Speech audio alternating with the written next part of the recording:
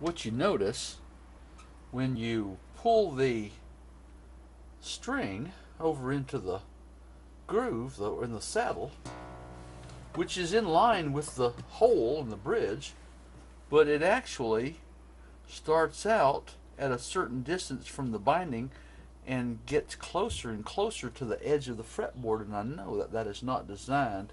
It really should be more like this. And this is also in the same place, and it makes the high E get further and further away. This is actually, okay, I've learned something here. This is actually,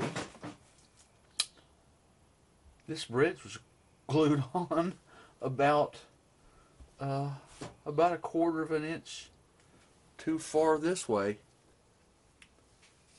I think that some time back around 79, when this guitar was brand new, somebody realized that it was screwed up from Jump Street and donated it to a prison and probably got a tax write-off for it. I think I'm just going to put the grooves right where the strings land, right where the strings naturally want to be. That one's actually in the right damn place. The only groove of the bunch that was in the right place, and the rest of them, I'm just going to even these strings out. And I'm going to mark them, and I'm going to cut the grooves right where they sit.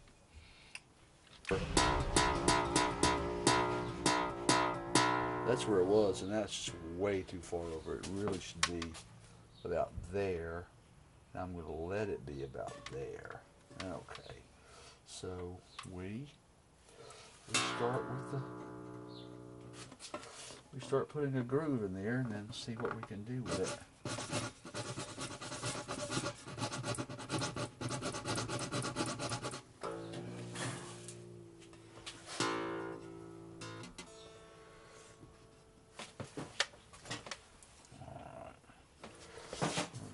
Downwards towards the bridge, of course.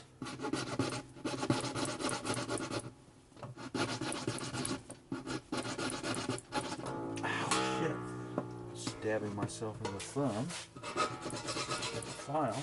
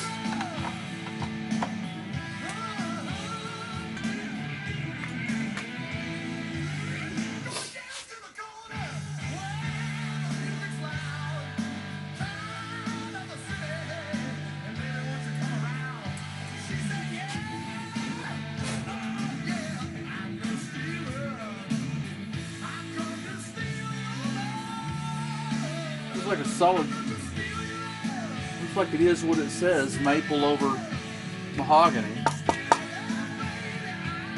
Huh. Well, that's nice to know.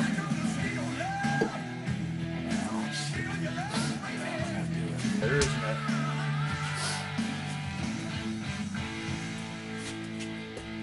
You know what? I saw, who was it? Scott Grove took a Sharpie and darkened.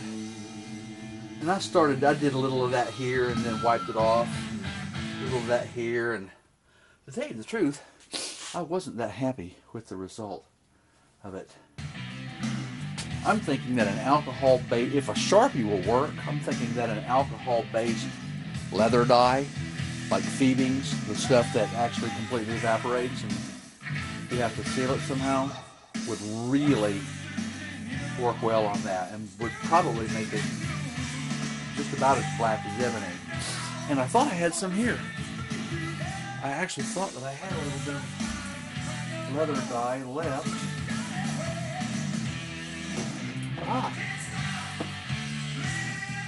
I do. It's the right kind.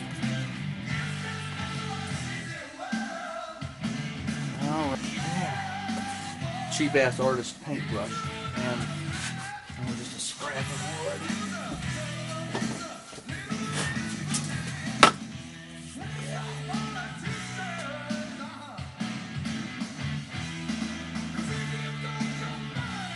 Now see,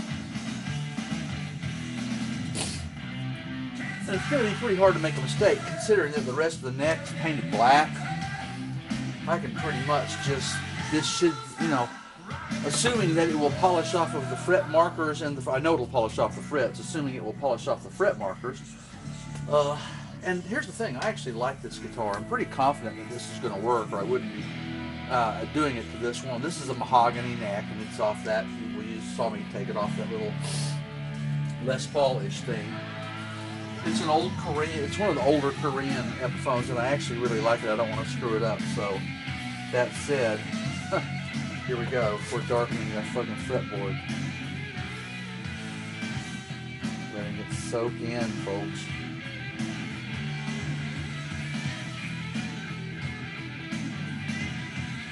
And polish it off. We'll see how this works.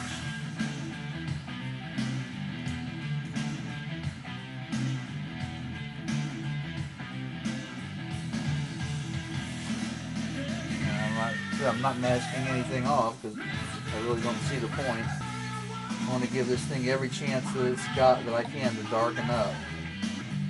I'm expecting this to evaporate rather quickly. For years, I have used that Howard's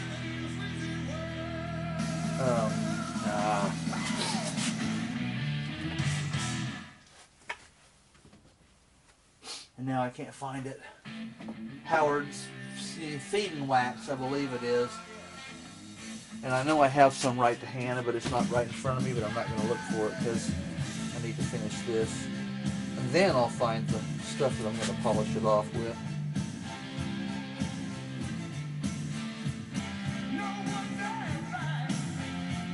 Well, after much slathering of Fiebing's leather dye, and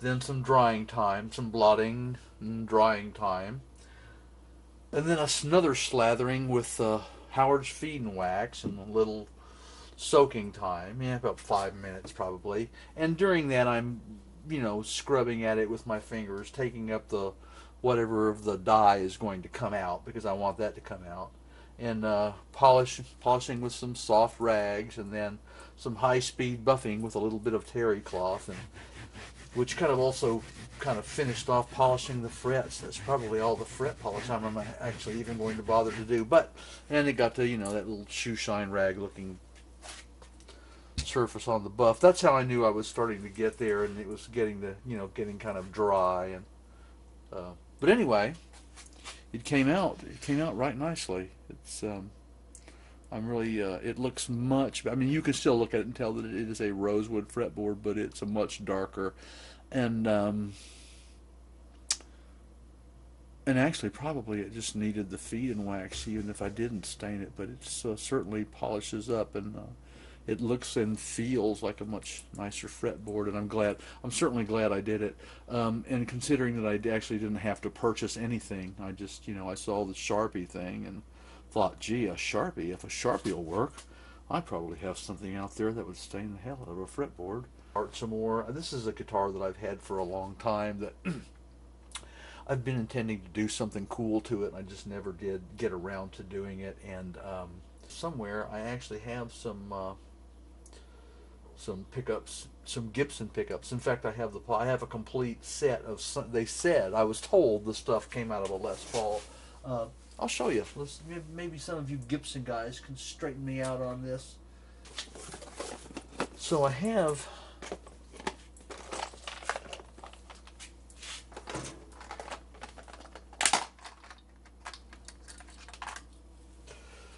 and I'm not sure now. I don't know what I don't know which guitar uses this particular type of three-way. It could have been a Les Paul.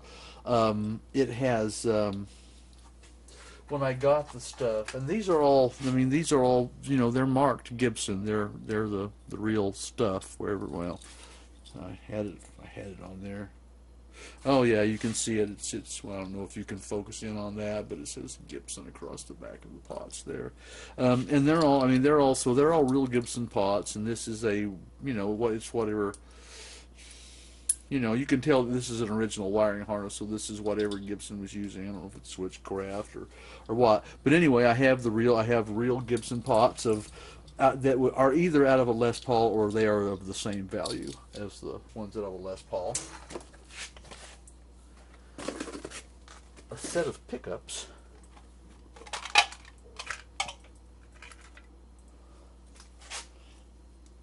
that also say,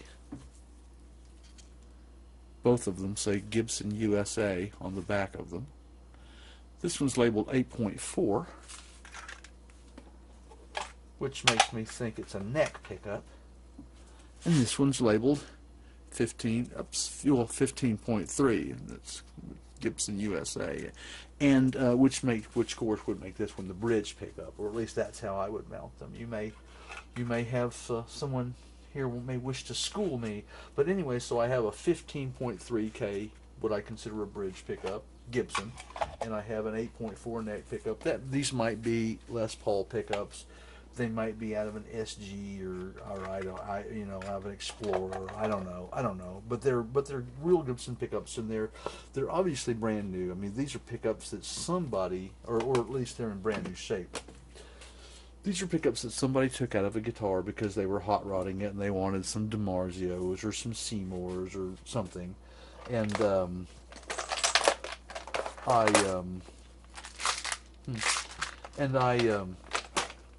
got a hold of them swapping around. And these pots and these pickups are going into this Epiphone. Another part, potentially, of the plan, in fact, you guys can chime in on this, tell me what you think. This is not a bad body. I mean, the paint is fine. It's black, blah, blah, blah. It's, you know, it's not messed up. It used to have a pick guard on it, and there's a hole here and here from that, which I intend to fill. But I'm thinking, you know, I do not want to strip this. I don't want to get into stripping this down to the wood and doing all the, that's more, you know, okay, yes, it's a maple cap, and yes, it's a mahogany lower bout, but I really don't want to get into, I mean, this stuff is hard as a rock, and I really don't want to mess with it. Well, I'm thinking about maybe sanding it down and painting, you know, over it. Maybe just like doing like a faux gold top edge and then doing some airbrushing in gold in the center or something like that. I mean, just, you know, just to make it a little nicer than, you know, just a black old Epiphone. You know, let it look like it's a little more, since it will be by that point. It'll have the, you know, good pickups and pots, and the tuners actually are, I haven't had a problem with them. I will probably change them just because, you know, just because it gives the guitar more snob appeal if I have some high dollar tuners on there. In terms of staining this, it's not hard to do. The Sharpie might work as well. I don't know, but certainly a $5 bottle or whatever it is and actually it was, I mean, not even that. This is a little piece of a bottle that I had left, and I thought, oh, I'm going to try that letter dye, and it works extremely well. I'm glad that I did it.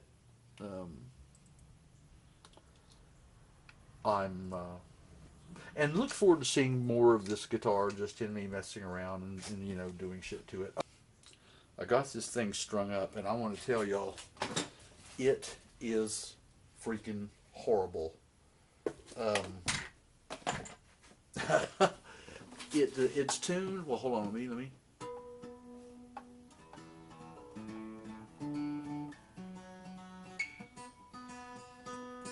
The way this thing is, it makes a difference whether you tune it by the frets or tune it by the harmonics. If you tune it by the harmonics, you're not going to be anywhere. You'll be in the ballpark, but not enough.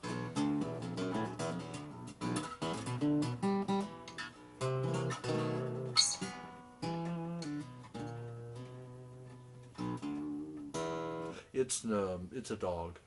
I filed around on this plastic nut and got the action down to where it's tolerable. It could be lower, but there's a kind of a kick in the neck, and I can't really grind these saddles down anymore. I don't want to do any more to this guitar. I want to give it. I want to stick it in the gig bag, and I want to give it back to the people that are going to continue to love on it. And yeah, nah. That's a guy who is learning how to play can sit here and go.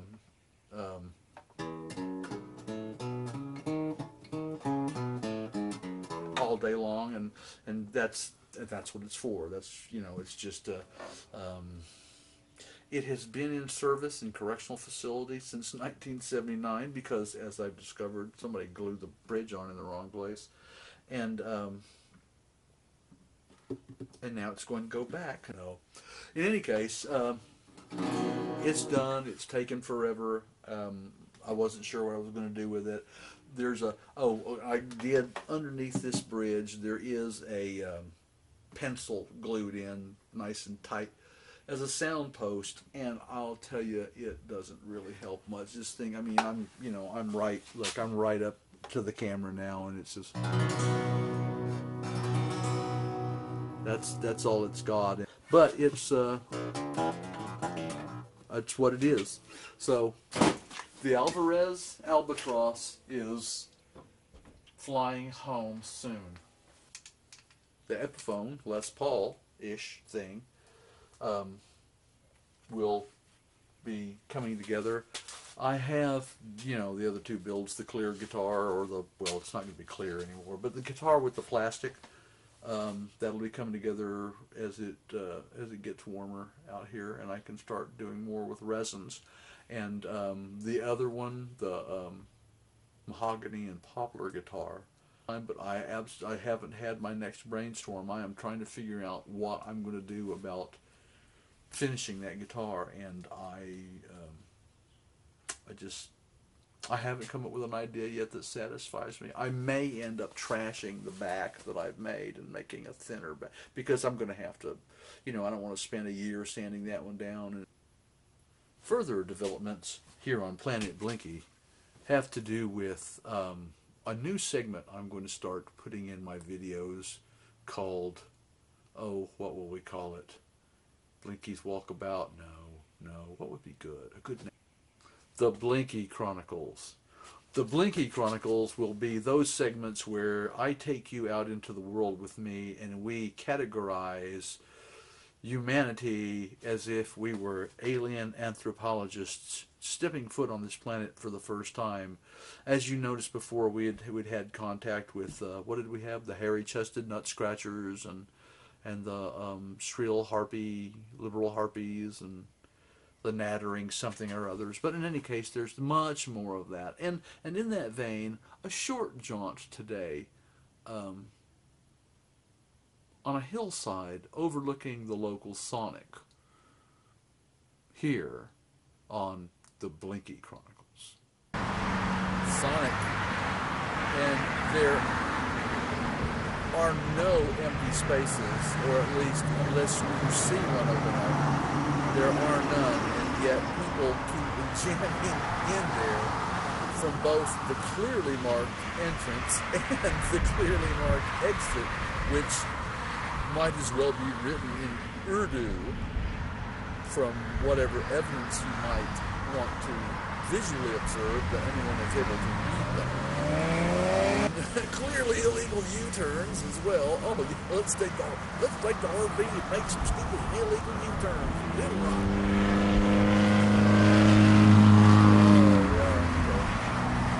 Anyway, and what I thought I was going to do was film craziness at the Sonic, but then when I got up here and got a vantage point,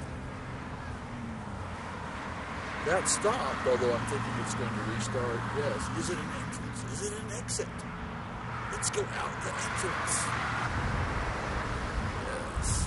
That's right, out the entrance. If you go in, yes, block him. There's another one coming out the entrance. entrance, and then, oh yeah, we can both fit, don't worry.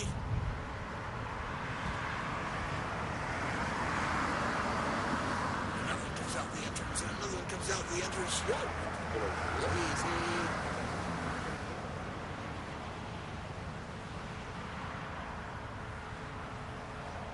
I just got in a big red Dodge pickup truck and came in the exit. And the place was so, you could see the place was so jammed full of cars that there couldn't possibly be a spot. But he came in the entrance and got in front of me and handed me like, yeah, look what I did, I got in here. And wow, success. You've entered a traffic jam with no hope of getting a spot.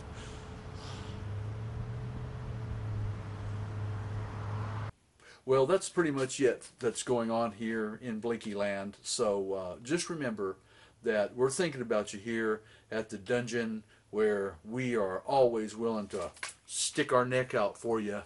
And remember, I could do this to your guitar. Be well. Aren't people interesting? Well, be well.